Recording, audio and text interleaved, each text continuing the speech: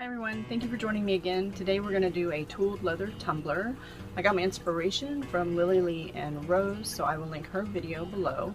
I saw several tutorials on some gorgeous tooled leather tumblers, and hers just happened to hit that spot to inspire me to try it myself.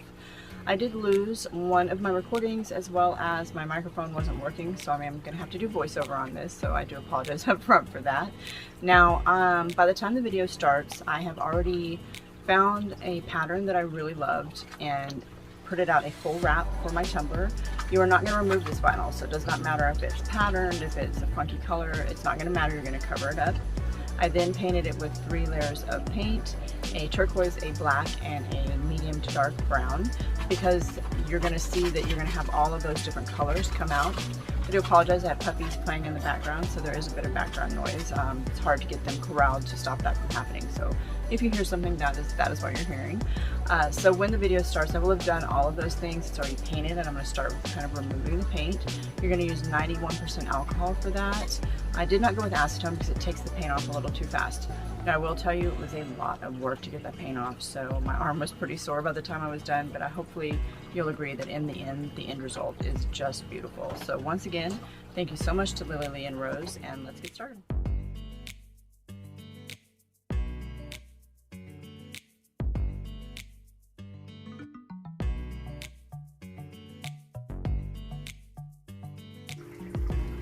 Okay, so let's get started. As you can see, I do use a pump with my alcohol and acetone in them. I get those at Dollar Tree, so super cheap. You can also get the acetone from there, not the alcohol, because there just isn't that strong. The strongest they have is 70%. You're going to start just in a circular motion, just rubbing on that tumbler. You're going to keep rubbing and rubbing and rubbing until you get to a point that you love the way it looks. I will tell you, this took a very long time. I did like Lily Lee and Rose suggested, and I worked in rows up and down until I got all the way around, and then I went back to detail more spots where I thought I maybe wanted either more color to come through. You can't obviously get less color, so just be careful that is how much you're wanting to take off on that point. You're starting to be able to see the pattern, and you can kind of see it even where the black is, the pattern that I picked on the tumbler. Putting the pattern on was a little difficult. Not as difficult as I had thought it was going to be. I simply used transfer tape, I pulled it off, and then I rolled the tumbler on it. You will see at the end, the bottom isn't quite as even as I wanted it. However, for my first try, it wasn't too bad, and I don't think it really takes away from the total effect.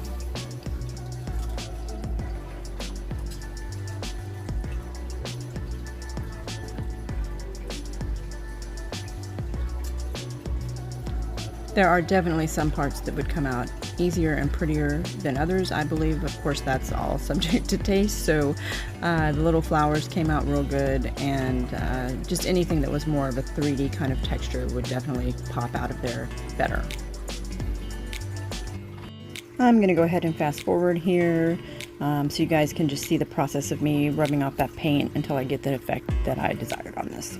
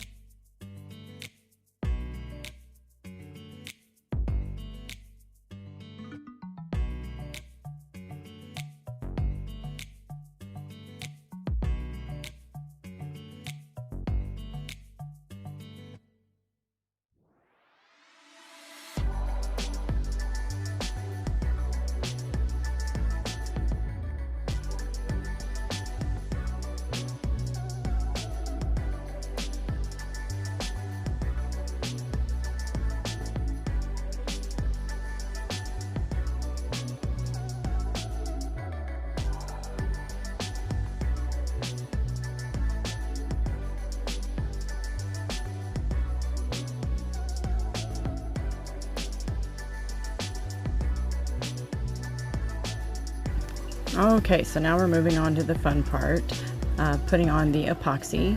So I have put it on the spinner, and now I'm just measuring to make sure it's level so we don't get that unruly lump at the bottom.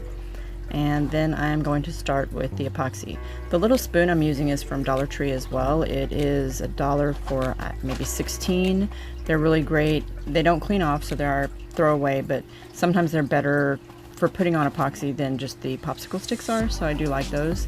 You can actually find quite a few things at Dollar Tree for this hobby that will save you a lot of money in the long run. I am obviously stirring up this epoxy. I'm a pretty aggressive epoxy stirrer because I know that there's ways to get the bubbles out, especially on tumblers. I'm not that concerned about it. When I'm doing my molds, I will be a little more gentle to try to get less bubbles, less to have to deal with in the end. Alright, so I changed up the camera angle a little bit so you guys can see it a little bit better. Hopefully this will give you a better view of me putting the epoxy on this. You can see that squirt bottle to the left there, that is my alcohol, good for all kinds of things. And then I am putting in the rainbow alcohol ink just to add a little bit of sparkler because obviously there's no glitter on this tumbler at this time and I do love my sparkle. Once again, I'm going to go ahead and speed the video up here a little bit.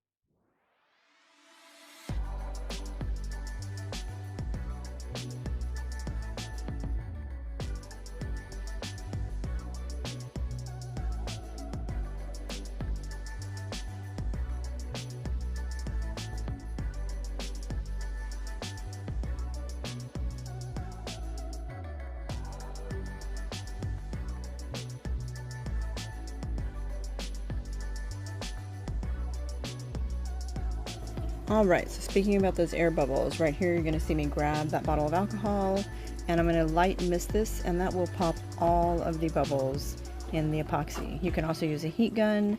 I also saw a trick where you can blow through a straw and that will get rid of bubbles as well. However, the alcohol is a very easy way to take care of it. And here's an up close of it spinning. You can see that rainbow alcohol ink and how beautiful that sparkle is. And here is the end result. Thank you guys so much for joining me. I hope everyone stays happy, healthy, and safe out there. Please look forward to new videos. And as always, please subscribe, comment, and share.